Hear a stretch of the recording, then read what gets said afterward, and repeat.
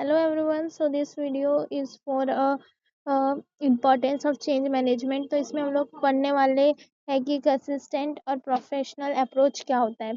Organisation है ना अपने आप को ऐसे प्रेजेंट करती है, अपना सिस्टम प्रोफेशनली का मतलब क्या होता है, सिस्टम अपने सिस्टम को ऐसे प्रेजेंट करती है जिससे लोगों का ट्रस्ट, क्रेडिटेबिलिटी मतलब लोगों का ट्रस्ट बढ़ जाता है, एम्प्लॉयज़ का ट्रस्ट, कस्टमर, इन्वेस्टर का ट्रस्ट बढ़ जाता है। जो चेंज मैनेजमेंट हम लोग ने पहले डिफाइन किया था वो हेल्प करती है मेंटेन करने में सिस्टम को। और जो भी चेंजेस आते हैं ना तो उनको कंसिस्टेंट और रिपीटिव मतलब हर बार अलग अलग अप्रोच को नहीं लेते हैं, एक ही अप्रोच से उस चेंजेस को क्या करते हैं, हैंडल करते हैं। ठीक है, ये पॉइंट हो चुका है। और सेकंड पॉइंट पे चलते हैं, managing change in organization efficiently.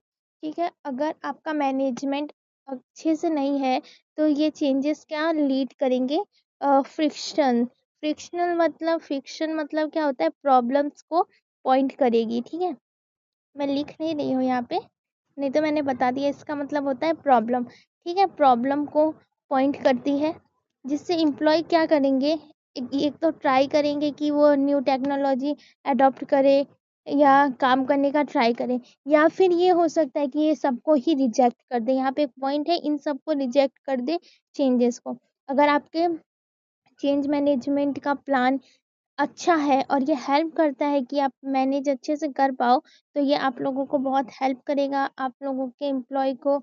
देखो, मैं इजीली आप लोगों को समझाती हूँ इसमें है क्या एक्चुअली। अगर आपके ऑर्गेनाइजेशन में मैनेजमेंट वेल नहीं है तो ये आप लोगों के एम्प्लॉय जो है ना वो मना कर सकते हैं अडॉप्ट करने के लिए न्यू टेक्नोलॉजी। आप कोई भी नया तरीके से काम करने को बोलोगे तो वो मना कर देगा। ठीक है, और जो भी प्रॉब्लम अराइजेस हुई रहेगी ना तो वो सबको है ना चेंज मैनेजमेंट हेल्प करेगा आइडेंटिफाई करने में। और वो प्रॉब्लम आए उससे पहले ही आप उसको एड्रेस कर लो और उसको सॉल्व कर दो, जिससे पॉसिबल वे में वो ठीक हो जाए और एम्प्लॉय है ना उस चेंजेस को इजीली अडॉप्ट कर पाए। ठीक है, इसका मीनिंग यही है, आप लोग एक बार इसको पढ़ लीजिएगा। ठीक है, मैं इसको इरेज कर देती हूँ। Then second third point is maintain the trust across the organization. Ability to smoothly handle the change as arise can build employee trust for an organization। जैसे मैंने बताया था पहले भी, अगर आप लोगों की एबिलिटी है स्मूथली हैंडल कर लेना जो भी चेंजेस होता है ऑर्गेनाइजेशन में, ये क्या बिल्ड करता है, ट्रस्ट बिल्ड कर देता है। ठीक है, ये ट्रस्ट बिल्ड कर देता है एम्प्लॉय है ना, जहाँ पे काम करते हैं ना, जहाँ वहाँ पे ड्रास्टिक चेंज को आप अगर मैनेज कर लेते हो इफ़ेक्टिवली और या कम्युनिकेट कर देते हो आप लोग एम्प्लॉय को ही, तो इससे है ना using a knowledge management platform you can share your plan, change management strategy to boost employee morale and confidence in the। देखो, यही सारी चेंजेस जो आप करने वाले हो ये आप लोग एम्प्लॉय को भी बता देते हो, उनको भी नॉलेज होता है, उनको कॉन्फिडेंस आता है कि हाँ ये लोग हम मुझे बता रहे हैं, तो काम करने में वो इजी होता है और वो लोगों को पता होता है तो उनका कॉन्फिडेंस भी बढ़ जाता है, मोटिवेशन आता है। ठीक है, तो हम लोगों को जो भी चेंजेस कर रहे हैं उन लोगों को बताना चाहिए और उसको स्मूथली करना चाहिए। ठीक है, ग्रोथ ऑफ ऑर्गेनाइजेशन। ठीक है, ग्रोथ हम लोग जान लेते हैं, growth of organization. Change management आप लोगों को हेल्प करती है बिजनेस को इवेल्यूट करने में, रीडिज़ाइन करने में, इम्प्लीमेंट करने में न्यू बिजनेस प्रोसेस को। ठीक है, organizational growth improve business process is never ending journey. Growth हमेशा बढ़ती ही रहती है, कभी एंड नहीं होती है। ठीक है, ये ऐसा जर्नी है।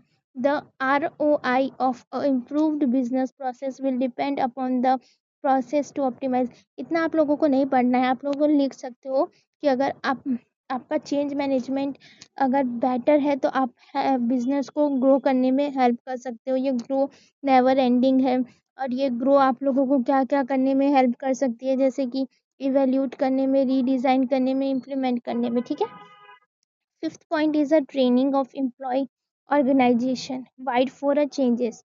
सो हम लोग अगर चेंजेस आती है तो वो इन्वॉल्व होती है एम्प्लॉय को। अगर आप लोग अच्छे से चेंजेस की ट्रेनिंग दो, अगर आप ट्रेनिंग देते हो तो एम्प्लॉय बहुत अच्छे से काम करेंगे, आप लोगों का बिजनेस ग्रो करेगा। अगर आप उसको नहीं दे रहे हो ट्रेनिंग तो आप लोग का ऑब्वियस बात है कि आप लोग का बहुत ज़्यादा लॉस होगा।